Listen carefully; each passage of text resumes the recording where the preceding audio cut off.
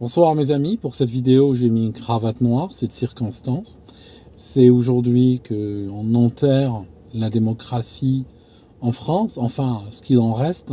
Ça n'a pas été très brillant depuis des années, le patient était sur la pente savonneuse, il glissait. Et puis là aujourd'hui, voilà, on est obligés tous de constater que c'est fini, électrocardiogramme plat. En fait, le Conseil constitutionnel vient tout simplement de valider un système d'apartheid en France.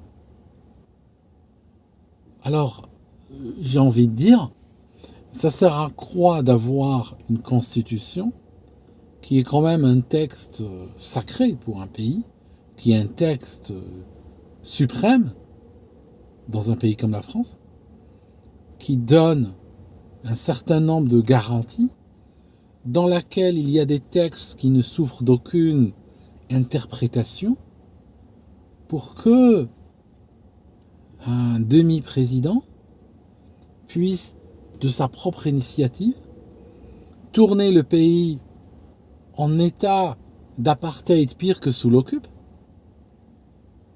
et qu'il y ait un conseil qui valide la chose. Alors, soit il faut supprimer le Conseil constitutionnel, soit il faut valider le fait du prince et donc supprimer la Constitution elle-même et appeler la Constitution Macron. Il fait ce qu'il veut, comme il l'entend. Mais c'est littéralement une descente. C'est une descente. Bien sûr, c'est un décrochage même. C'est même plus une descente. La descente, ça fait 10 ans, 20 ans qu'elle est entamée, la descente de la démocratie française. Mais là, aujourd'hui, réellement, on consacre la dictature sanitaire, littéralement. Et bien sûr, ça va à l'encontre d'une tripotée de traités internationaux signés par la France, y compris des traités extrêmement contraignants, des conventions extrêmement contraignantes. Mais bon, vous savez, toutes les dictatures du monde ont signé ce genre de documents et clament la même chose en termes de noblesse de sentiments et de noblesse de principe. C'est clamé dans leurs constitutions respectives.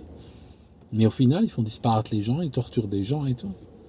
Et ce qui me choque, c'est que je me souviens, il y a quelques années, quand il y avait des attentats en France, quand il y avait des criminels étrangers qui débarquaient en France pour tuer les gens, et qu'ils étaient fichés S, et que chaque fois il y avait un attentat avec derrière des fichiers S, et qu'il y a des voix qui s'étaient élevées à l'époque pour créer des restrictions à leur liberté, parce que la police ne pouvait pas surveiller tout le monde, donc il fallait quelque part restreindre la liberté de ces gens due à leur danger imminent qu'ils représentaient.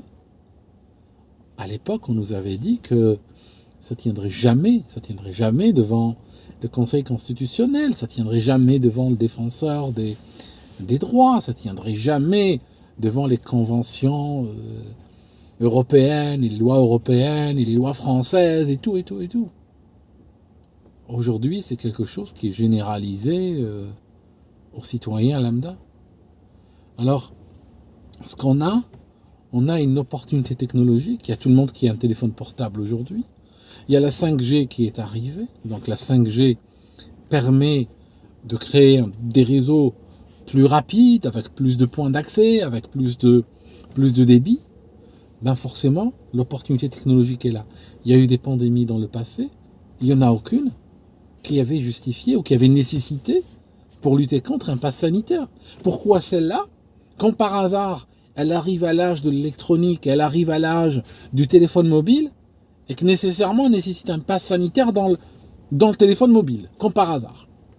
En fait, on a un principe chez tous les systèmes totalitaires, chez tous les systèmes qui ont une tendance totalitaire intérieure, un peu comme le système français, c'est qu'il ne faut jamais laisser passer une crise sans en profiter pour faire avancer un agenda. Chaque fois qu'il y a une crise, tu dois capitaliser dessus. Regardez comment les Américains, par exemple, ont capitalisé sur le 11 septembre. Il y a eu des attentats le 11 septembre. Après, pendant 20 ans, ça a justifié l'injustifiable, ça a justifié des choses, que ce soit en domestique chez eux ou bien à l'international. ça justifiait des choses qui n'avaient plus rien à voir avec les attentats initiaux. Et puis aujourd'hui, qu'on commençait à avoir, en 2020, on était pratiquement 19-20 ans après les attentats, qu'on commençait à avoir une jeunesse qui finalement, pour eux, ces attentats, c'était comme la révocation de l'édit de Nantes. C'est quelque chose d'ancien, c'est quelque chose qu'ils n'ont pas vécu. Donc on ne pouvait plus leur faire ce chantage qu'on nous a fait pendant longtemps. Durant les années 2000, on nous disait oui, mais tu sais, chaque fois qu'il y avait une saloperie qui était prise par l'administration, chaque fois qu'il y avait une mesure liberticide, on nous disait comme ça sous un ton entendu. Ah oui, mais bon, voilà, il y a eu les attentats du 11 septembre. On parlait de ça à l'époque. Après, bien sûr, le potentiel de ces attentats s'est effrité. Alors il a fallu attendre une nouvelle crise pour justement capitaliser dessus pendant encore 20 ans. C'est ahurissant. Si demain, la technologie, ça signifie que on a aujourd'hui une laisse qui est technologie dépendante. Ça veut dire quoi? Ça veut dire qu'en réalité, l'État, plus il y a de technologie, plus notre liberté va être réduite. Parce que la technologie sera implémentée immédiatement. Si demain, par exemple, on inventait, imaginons, juste pour l'exemple, imaginons qu'on invente un système qui permettrait d'uploader le contenu du cerveau ou de lire le contenu du cerveau de quelqu'un, imaginons que ce soit expérimental, je peux vous garantir que dans les 6 mois, on trouvera une crise pour le rendre obligatoire, que chacun devra s'y connecter chaque soir et uploader le contenu de son cerveau sur les serveurs de la préfecture pour que des employés puissent aller voir dedans s'il n'y a pas eu de mauvaise pensée. Littéralement, tout ce que la technologie rend possible, il l'implémente. Et toujours contre nos libertés. C'est des moments, en fait, c'est des moments réellement qui exigent des révolutions pour rétablir le cours historique, on va dire, des choses. Parce que tout simplement, vous serez surpris de savoir que normalement, l'État et ses employés, les dirigeants et tout, sont au service de la volonté du peuple, sont au service du peuple, sont au service des intérêts du peuple. C'est pas à eux de définir ses intérêts. C'est le peuple qui définit ses intérêts et eux, ils doivent les servir. Or là, on a aujourd'hui des gens qui sont complètement sortis de cette voie-là et ils vivent dans une logique que nous sommes leur esclaves, que nous sommes leur hamster, que nous sommes leurs prisonniers, que nous sommes leurs serviteurs, que nous sommes ce qu'ils veulent. Parce que demain, à cette vitesse-là, demain, le Conseil constitutionnel peut dire que, je sais pas moi, ils peuvent dire que le droit de cuissage est tout à fait autorisé par la Constitution. Comprenez? Ils peuvent dire que la disparition forcée, que la torture, que n'importe quoi, finalement. Alors qu'on est dans des textes qui sont hyper clairs, hyper nets, hyper simples. Je veux dire, pourquoi demander au Conseil constitutionnel, pourquoi il n'a pas fait un référendum?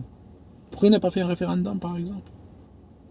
Quoi que vous me diriez, on ne peut pas faire un référendum sur l'apartheid. Même un référendum aurait été discutable. Comprenez? Enfin, qu'est-ce que vous voulez que je vous dise? C'est une véritable descente aux enfers, là. Il va falloir se rattraper. C'est le moment de tenir le coup, espérant que vous avez un ami qui peut vous prêter un pass sanitaire. Parce que tant qu'on n'est pas arrivé à la puce, parce que le problème aujourd'hui, c'est qu'on a des gens comme Macron, qui sont, et il n'y a pas que lui, il y en a un peu partout aujourd'hui en Occident, qui sont au service d'influenceurs, on ne parle pas d'influenceurs Instagram, mais je parle d'influenceurs qui sont des riches, des gens très riches, de grosses fortunes, extrêmement oisifs, entourés d'une cour de béni oui qui chaque fois que ce riche sort la moindre idée, la plus farfelue qu'on puisse imaginer, ils applaudissent en disant que c'est génial. Et puis, par le fait de leur richesse, ces gens-là, qui sont pour beaucoup sans foi ni loi, développent une puissance d'influence qui dépasse, on va dire, le cadre de leur personne. C'est des gens qui peuvent influencer des États, qui peuvent influencer des instances internationales par leur argent. Ils vont avoir une influence malsaine. Je pense à des gens comme Bill Gates, je pense à des gens comme Soros, je pense à des gens comme Schwab, des gens comme ceci, qui sont là à influencer même des instances internationales, des organismes internationaux les reçoivent alors que c'est des particuliers. Ils n'y travaillent pas, ils n'ont aucune qualité pour y être, ils n'ont aucune qualité pour parler, mis à part qu'ils ont un grand compte en banque qui peuvent signer des chèques. Et on les reçoit, on les écoute. Et ceux-là, selon les délires qu'ils développent dans leur cercle complètement déconnecté de la réalité des gens, peuvent développer des idées complètement loufoques et les imposer aux gens. Vous voyez le truc? Et Macron est au service de cette clique-là. Vous voyez le truc? Je ne sais pas quoi vous dire, mes amis, mais en termes de conseil constitutionnel, c'était quelque chose d'assez clair, dans le sens où le 12, Macron en avait parlé dans une allocution télévisée. Le 13 au matin, il y a des gens déjà qui demandaient le pass sanitaire, il y a déjà des affiches qui sortaient. On était déjà dans une logique de fait accompli. C'était quelque chose où on dirait qu'il y a certaines forces qui l'attendaient. Alors, le Conseil constitutionnel ne fait qu'entériner en fait un fait accompli, une situation qui est là. Waouh! Je suis, j'ai pas envie de dire bouleversé, mais j'ai l'impression que c'est le mot. J'ai l'impression que c'est le mot qui est adapté à cette situation, d'autant plus que beaucoup de peuples vous regardent. Vous savez que si Macron s'en sort avec ça, il y aura plein de pays qui vont faire la même chose, parce qu'on est dans l'expérimentation il y a un puzzle de la dictature, il y a des éléments de dictature qui se mettent en place, et chaque pays teste un morceau du puzzle. Chaque pays prend une pièce du puzzle et va la tester.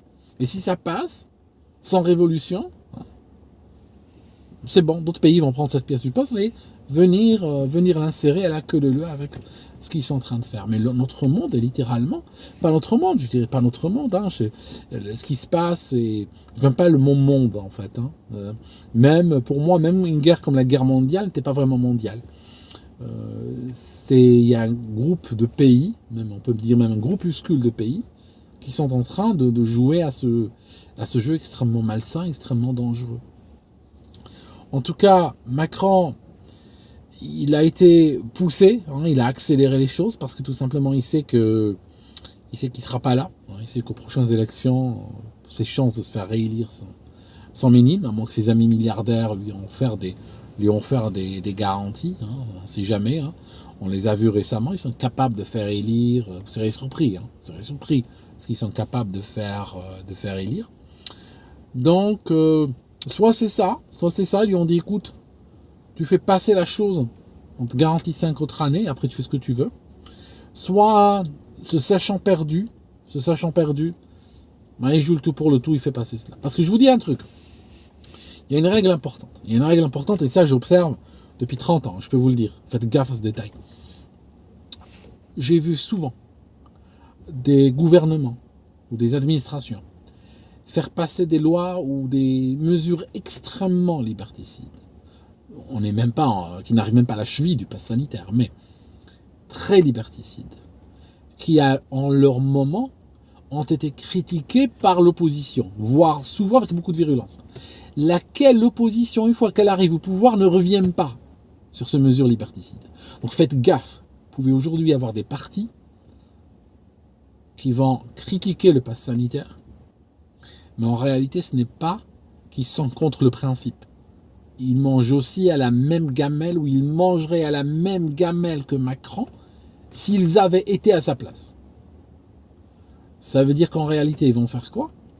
Ils critiquent pour capitaliser des points, pour prendre des points politiques faciles, parce qu'ils savent que vous êtes chauffé à blanc, que vous avez envie d'entendre un discours contre Macron.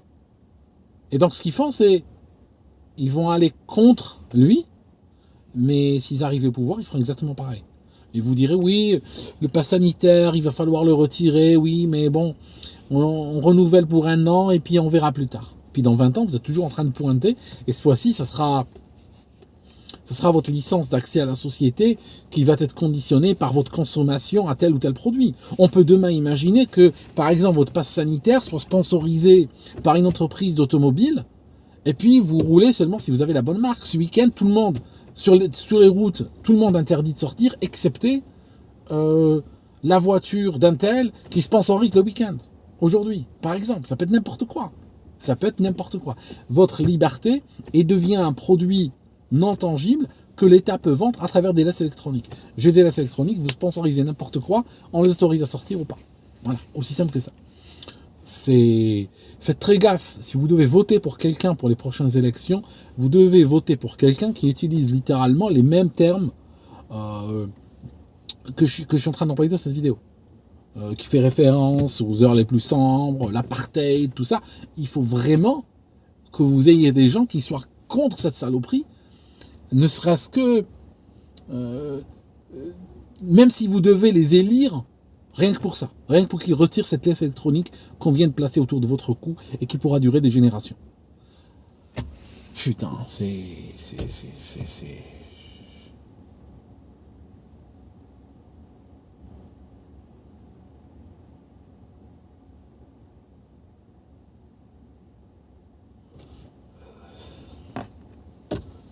J'ai mes neurones qui se touchent, hein. Je vous assure hein, que l'intérieur là, c'est... Et encore, prenez-le de quelqu'un, je vous assure que j'ai aucune illusion sur ces gens-là. Et j'arrive à te choquer.